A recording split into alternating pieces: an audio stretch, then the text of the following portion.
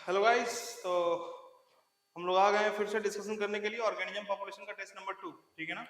तो पहला डिस्कशन हो गया था, काफी आप लोगों ने देखा भी उसको। और देखिए पेपर स्टैंडर्ड ही बनेगा। मैंने कहा था ये ऑर्गेनिज्म पॉपुलेशन है, थोड़े कॉन्सेप्चुअल क्वेश्चन बनते हैं और एनसीईआरटी की एक लाइन ढूंढ के पढ़नी होगी आपको। ठीक है ना। तो ये पेपर नंबर 2 है। इसमें देखते हैं जो क्वेश्चन नंबर 41 है, बिना टाइम वेस्ट किए माई सेल्फ आदर्श ओझा, और मैं आपको ये डिस्कशन करके देता हूँ ये पेपर। चलिए देखिए लिखा हुआ है, which of the following type of age pyramid reflect a stable population growth.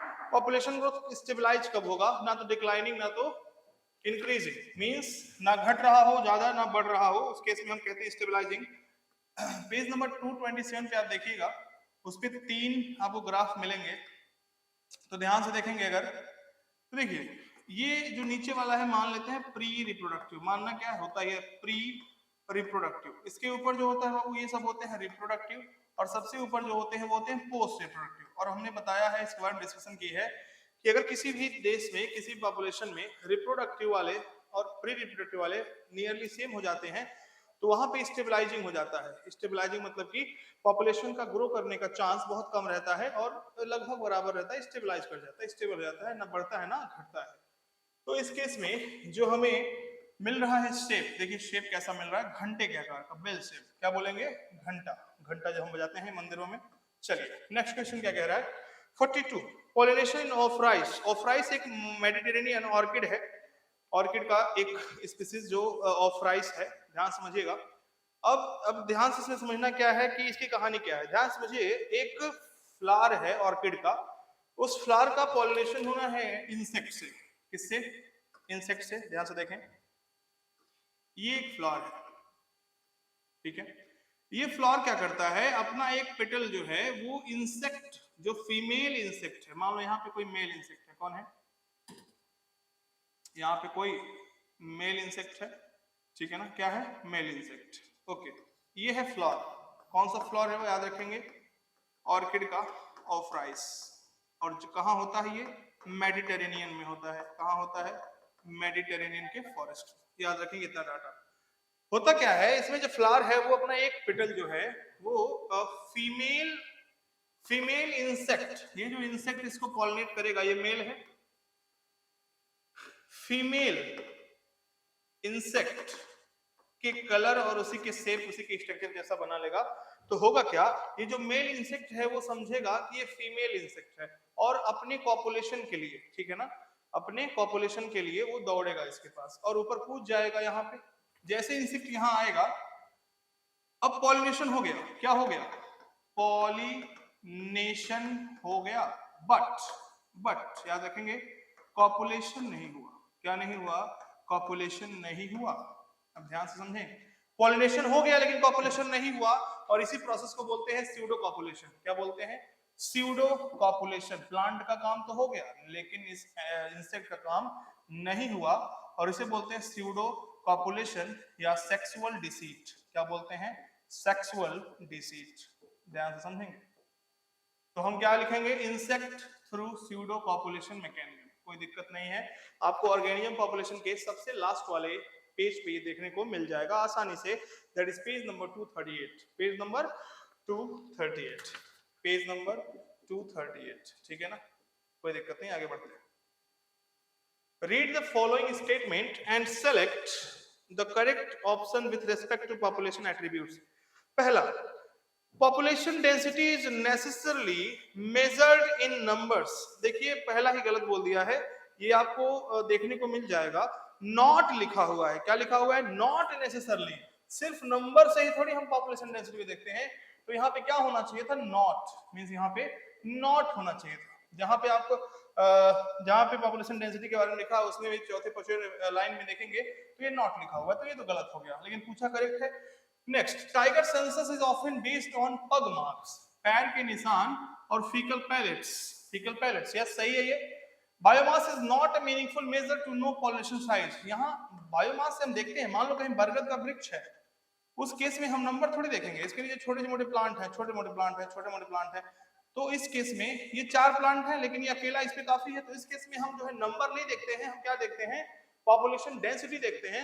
और पॉपुलेशन डेंसिटी उसमें उसमें बायोमास देखते हैं, और बायोमास खुद अपने आप में एक पॉपुलेशन डेंसिटी को दिखाता है। तो यह नॉट नहीं होगा, ये गलत हो गया। चलिए next, size of A population for any species is not a static parameter. बिल्कुल सही बात है, ये एक स्टैटिक रुका हुआ नहीं है, बल्कि मोशन मतलब कभी भी चेंज हो सकता है, चेंज होता रहता है। साइज ऑफ पॉपुलेशन, कुछ लोग मर गए, कम हो गया, कुछ लोग पैदा हो गए, बढ़ गया, कुछ लोग इमिग्रेट कर गए, कहीं और से आ गए, बढ़ गया, कुछ लोग एमिग्रेट कर गए, यहाँ से एग्जिट मार दिए, घट गया। तो it is not a static parameter. सब एनसीईआरटी की लाइन से बाबू, और यानी कि आंसर हो जाएगा बी और D, correct, B and D, option number D. चलिए next, population evolved to maximize their reproductive fitness, also called Darwinian fitness, very important। अब देखिए बाबू, ये पेज वो जो लाइफ हिस्ट्री वेरिएशन है उसमें पहली लाइन ही है, पहली लाइन, वेरी फर्स्ट लाइन, सबसे नीचे लिखा हुआ है कि population evolve to maximise their reproductive fitness, also called Darwinian fitness, और ब्रैकेट में लिख दिया है चुपके से हाई आर वैल्यू। क्या लिख दिया है? High R value. Small R value का मतलब क्या? रिप्रोडक्टिव फिटनेस ज्यादा, तो बच्चे पैदा करने की टेंडेंसी भी बहुत ज्यादा, यानी कि उसकी पॉपुलेशन को फैलाने की डेंसिटी, क्या कहते हैं उसको, चांस बहुत ज्यादा, सर्वाइवल चांस का क्या होगा ये तो उस पर डिपेंड नहीं करेगा। लेकिन अगर किसी की आर वैल्यू बहुत ज्यादा है, कौन सी वैल्यू? आर वैल्यू ज्यादा है, इसका मतलब क्या है? रिप्रोडक्टिव फिटनेस ज्यादा है, रिप्रोडक्टिवली फिट है वो, फिटनेस ज्यादा है। तो याद रखेंगे इसको, एनसीईआरटी ने लिखा है इसको ऐसे ब्रैकेट में लिखा हुआ है कि आर वैल्यू हाई, यानी कि हाई आर वैल्यू, याद रखेंगे। नेक्स्ट क्वेश्चन क्या कह रहा है?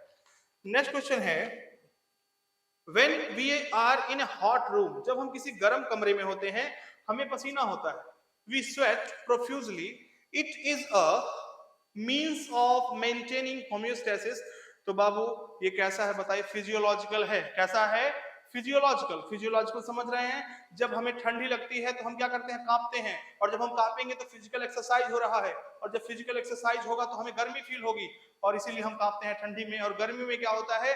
गर्मी में जैसे ही गर्मी फील हुआ हमें पसीना बहने लगता है, और पसीना जब बहेगा तो वो पसीना इवापोरेट होगा, और इवापोरेट होने के लिए गर्मी हमारे बॉडी से खींचेगा और हमें ठंडा महसूस होगा। इसे हम कहते हैं क्या? स्वेटिंग। क्या कहते हैं? स्वेटिंग। तो ये फिजियोलॉजिकल कंडीशन है, फिजियोलॉजिकल एडेप्टेशन है, ठीक है ना।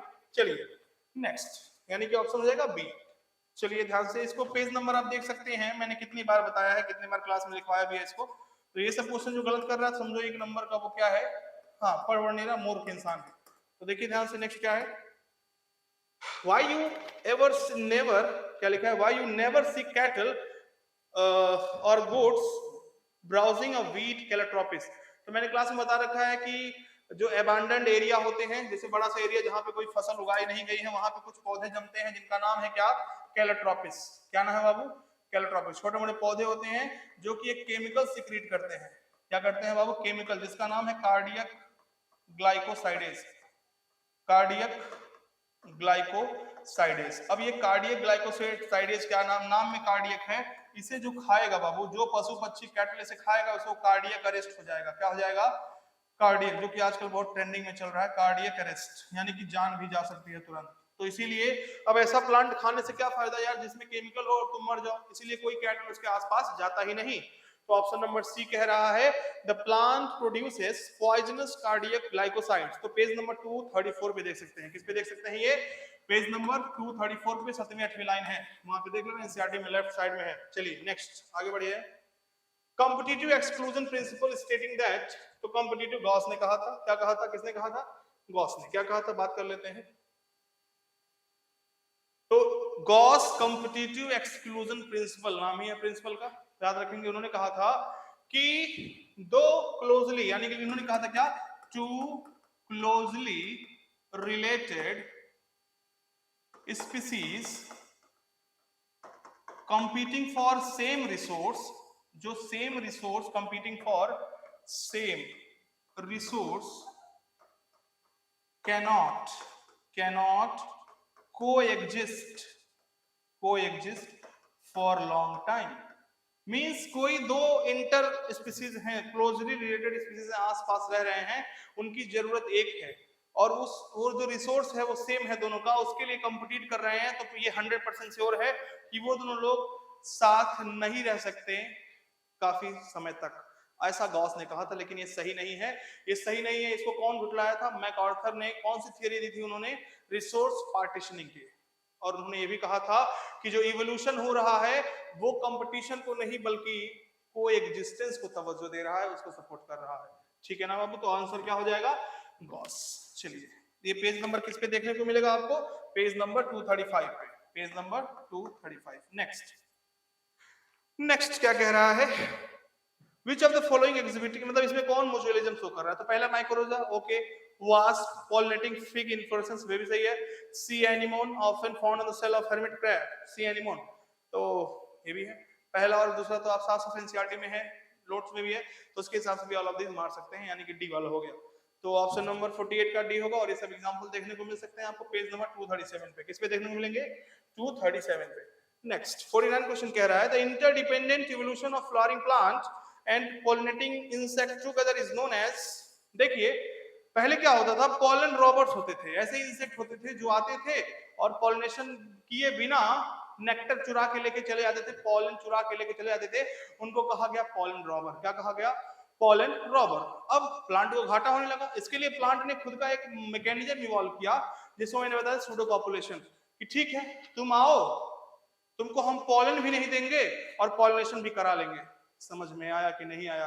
तो ऐसा, तो इसे यही कह रहा है कि इवोल्यूशन साथ साथ चल रहा है, किसका? दोनों का, प्लांट का भी और इंसेक्ट का। इसे कहते हैं को इवोल्यूशन। पेज नंबर 237 पे साफ साफ लिखा हुआ है। किस पे लिखा हुआ है? पेज नंबर 237 पे। और ये आपको जो है को इवोल्यूशन कहते हैं। क्या कहते हैं? को evolution. Next question, formation of tropical, देखिए फिगर से क्वेश्चन पूछा हुआ है, साफ साफ फिगर से। मैंने कहा था पेज नंबर जो 20 पे जो फिगर दिया है, ग्राफ दिया है, फिगर नंबर 13.1 बहुत ज्यादा इंपॉर्टेंट है। बहुत ज्यादा इंपॉर्टेंट क्यों है? ये जो फिगर दिया हुआ है बाबू, उसमें ट्रॉपिकल का जो है, इसका है, यहाँ जो ट्रॉपिकल का है वो देखेंगे अगर, तो यहाँ नीचे जो है 150 से 400 सेंटीमीटर का प्रेसिपिटेशन है। कितना? 150 से 400। और यहाँ जो ऊपर लिखा रहा है आप देखेंगे तो 18 से लेकर के 25। बहुत ज्यादा क्लियर नहीं है कि 18 है कि नहीं, लेकिन यह इन दोनों के बीच में है। तो आप इससे देख सकते थे, एकदम क्लियर है। 150 से लेकर 400 सेंटीमीटर तक, अगर हम इसे 400 मान लें, उतना इसका वाटर जो है प्रेसिपिटेशन है। तो यानी कि ट्रॉपिकल का ऑप्शन नंबर क्या हो गया? ए। और ये पेज नंबर 220 पे फिगर नंबर 13.1 है। ठीक है, नेक्स्ट क्वेश्चन देख लीजिए। Which of the following is incorrect with respect to competition? Competition को लेकर के कौन सा गलत है? पहला, resources need not be limiting for competition to occur। हाँ सही है, लिमिटेड हो या ना हो कंपटीशन तो होना ही है, तो पहला ऑप्शन सही है। Competitive species evolve mechanism that promote their coexist, मैंने अभी बताया कि कोएग्जिस्टेंस को प्रमोट कर रहा है इवोल्यूशन, ना कि कंपटीशन को।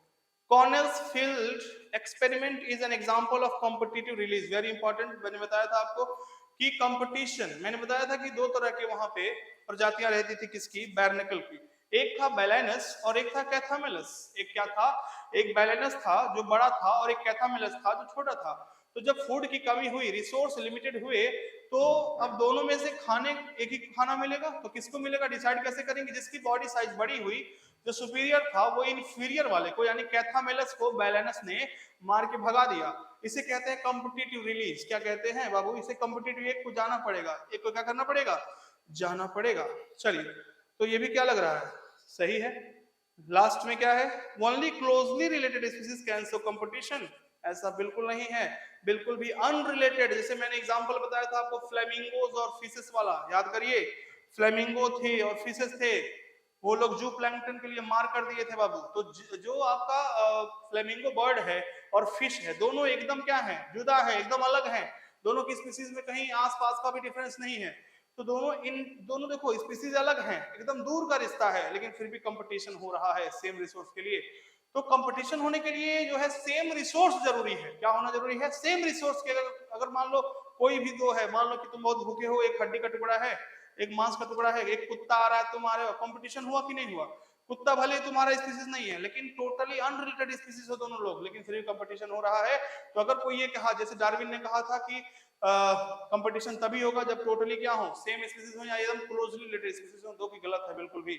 यानी कि ऑप्शन नंबर डी जो हो गया ये गलत हो गया। ठीक है ना? ओके, ऑप्शन नंबर डी क्या हो गया? गलत हो गया, याद रखेंगे इसको। ऑप्शन नंबर डी क्या हो गया? गलत, यानी कि ये आंसर हो जाएगा। Next question, the prickly pear cactus become unusually abundant after it's introduction in Australia because, ध्यान से देखेंगे इस बात को, मैंने कहा था ऑस्ट्रेलिया में क्या हुआ, एक कैक्टस की प्रजाति को लाया गया जिसका नाम था प्रिकली पियर कैक्टस, बहुत कांटेदार था। उसको जैसे ही लाया गया वो मिलियंस ऑफ हेक्टेयर में फैल गया, मींस लोगों को नहीं लगा था ऐसा होगा, सारी जितनी खाली खाली जमीन थी सबको कवर कर लेता था, इससे बहुत प्रॉब्लम्स होने लगी। अब क्या किया जाए, अब क्या किया जाए, ऐसा पूछ रहा हुआ क्यों, पहले तो देखते हैं हुआ क्यों। क्योंकि मान लो कि यहाँ पे हमारे जो समाज है उसमें जो चूहे रहते हैं उनकी अगर तादाद बढ़ने लगेगी तो उसको बिल्ली खा करके कंट्रोल कर देगी, ठीक है ना। बिल्ली क्या करेगी, उसको कंट्रोल कर देगी। या तो किसी जंगल में अगर हिरन के तादाद बढ़ रहे हैं तो लायन क्या करेगा, उसको खा करके कंट्रोल कर देगा प्रीडेशन से। लेकिन अब मान लो हिरन किसी जंगल में बढ़ रहे हैं और उसमें शेर है ही नहीं, तो क्या होगा, उनकी संख्या बहुत ज्यादा बढ़ जाएगी बाबू। इसके लिए अब इसको कंट्रोल, यानी कि हम कह सकते हैं जब वो नया नया लाया गया स्पीसीज को कैक्टस के, प्रिकली पियर कैक्टस, तो उसका कोई ऐसा हर्बीओर या फिर कोई ऐसा प्रेडेटर था ही नहीं कि जो उसको खाकर खत्म करे। और जब ऐसा था ही नहीं तो वो अच्छे से खुल के जी रहा था, रिसोर्स अनलिमिटेड थे उसके पास और जबरदस्त तरीके से बढ़ रहा था। अब इसको कंट्रोल करने के लिए लाया गया किसको, कैक्टोफेगस मॉथ को। एक मॉथ था, एक कीड़ा था जिसे कैक्टोफेगस कहते हैं, जो कैक्टस को खाता है। अब जैसे ही वो आया इनको कंट्रोल कर दिया, मामला एकदम सिमट गया, मामला सही है।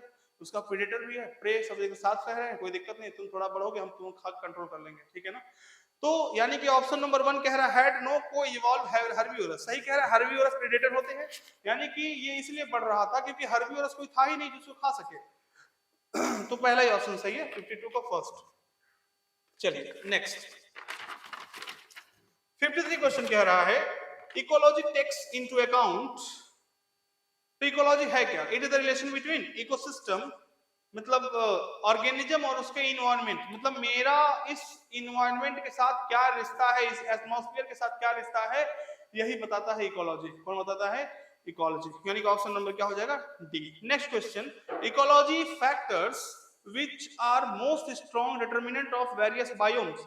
तो मैंने बताया था जो पहला ग्राफ दिया है वो टेम्परेचर और प्रेसिपिटेशन के बीच में दिया है, तो उसे सब गेस कर सकते हैं। साथ साथ लिखा भी है एनसीईआरटी ने कि प्रेसिपिटेशन और टेम्परेचर जो है इकोलॉजिकल फैक्टर बहुत स्ट्रॉन्ग डिटर्मिनेशन, मतलब इन्हीं की चक्कर, मतलब ये मैक्सिममली किस एरिया में कितनी प्रजातियां रहेंगी, कौन कौन कितना डाइवर्सिटी रहेगा, नंबर ऑफ स्पीशीज किसमें ज्यादा होगी, इसको डिसाइड करने के लिए दो इंपॉर्टेंट फैक्टर्स हैं, है तो बहुत लेकिन दो सबसे मोस्ट इंपॉर्टेंट है, वो है टेम्परेचर एंड प्रेसिपिटेशन, ठीक है। नेक्स्ट यानी कि हो जाएगा ये C. Edaphic factors are concerned with, edaphic factor मैंने बताया था सॉइल के सरफेस की स्टडी वाली, याद आ रही है सबको। तो soil and there characteristic, soil से रिलेटेड है, किससे रिलेटेड है, सॉइल, तो फर्स्ट ऑप्शन हो जाएगा। Next soil formation is initiated, देखिए बहुत बच्चों को डाउट था ये, ध्यान से देखेंगे। मैंने कहा था सॉइल फॉर्मेशन की प्रोसेस को कहते हैं क्या, ध्यान से देखें, इसको कहते हैं पेडोजेनेसिस, फॉर्मेशन के प्रोसेस को कहते हैं, लेकिन क्वेश्चन में क्या लिखा है, सॉइल फॉर्मेशन इज इनिशिएटेड, शुरू होता है कैसे, तो वेदरिंग ऑफ रॉक्स, बचपन से पढ़ते चले आए हो, मिट्टी बनती कैसे है, जब पहाड़ टूटते हैं, पत्थर टूटते हैं, जिसे हम वेदरिंग कहते हैं, क्या कहते हैं, वेदरिंग कहते हैं। चलिए नेक्स्ट क्वेश्चन क्या कह रहा है, interaction between biotic and abiotic component, क्या कह रहा है दूसरा क्वेश्चन, इंटरेक्शन कहां गया, चलिए ये question, which of the following is an incorrect match, क्या पूछा है, इसमें से कौन सा क्वेश्चन जो है जो मैच सही नहीं है। पहला बैक्टीरिया, बैक्टीरिया का थिक वॉल्ड रेस्टिंग स्पोर्स आते हैं जिन्हें हम सस्पेंड कहते हैं कि सस्पेंड कर दिया है अपने पूरे मेटाबॉलिक एक्टिविटीज को। दूसरा बियर, बाबू ये ठंडी में क्या करता है, हाइबरनेशन करता है, छुप जाता है, ठीक है। जूप्लैंक्टन्स, डायपॉस, वेरी गुड, कोई दिक्कत नहीं है इसमें। लेकिन लिजार्ड जो है बाबू ये बास्किंग करता है, इट इज नॉट एस्टिवेशन। जब इसके बॉडी का टेम्परेचर बहुत कम हो जाता है कंफर्ट लेवल से, तो वो सूरज के पास जाता है, उसकी रोशनी के पास जाता है और खुद को बास्क करता है, उसके सनलाइट को एब्जॉर्ब करता है, अपनी बॉडी के टेम्परेचर को मेंटेन करता है, तो डी वाला गलत है। नेक्स्ट 59 क्या कह रहा है, it is an attribute of organism, तो मॉर्फोलॉजिकल, फिजियोलॉजिकल टू सर्वाइव, यानी कि ये क्या होगा, एडाप्टेशन। हम अपनी बॉडी को मॉर्फोलॉजिकली, फिजियोलॉजिकली एंड बिहेवियरली क्या कर सकते हैं, एडाप्टेशन एडाप्ट कर सकते हैं, ताकि हम चीजों को, मींस ठंडी को, गर्मी को, बरसात को, कोई भी प्रॉब्लम आए इसको झेल सके, तो एडाप्टेशन होगा, कोई दिक्कत नहीं इसमें। नेक्स्ट ओपुंशिया है spines like leaves which help in reducing the rate of transpiration, सीधी सी बात है। जो सकुलेंट प्लांट होते हैं, जो मतलब प्लांट, वो सब प्लांट जो पाए जाते हैं डेजर्ट में, वो सब क्या होते हैं, उनके पास ऐसे मैकेनिज्म होते हैं, ऐसा अडेप्टेशन होता है, ऐसा मॉडिफिकेशन होता है जिससे पानी की लॉस को कम कर सके। और रेस्पिरेटरी लॉस तो सुना होगा आपने, ये सबसे बड़ा लॉस होता है पानी का in the form of water vapours, ठीक है ना। तो इसको लॉस को कम करने के लिए, ठीक है ना। चलिए, तो आज का डिस्कशन ये 20 क्वेश्चन का पूरा हुआ एंड होप सब लोग एंजॉय कर रहे हो पेपर का। सब कुछ एकदम प्योर एनसीईआरटी है, कोई दिक्कत नहीं है सबको। टेस्ट सीरीज दीजिए सभी लोग, जो दे रहे हैं देखिएगा 10 मिनट 10 दिन 15 दिन में ही उनका नंबर का फर्क आने लगेगा, कॉन्फिडेंस आएगा। तो आई होप सभी लोग दे रहे होंगे। चलिए मिलते हैं, ऑल द बेस्ट।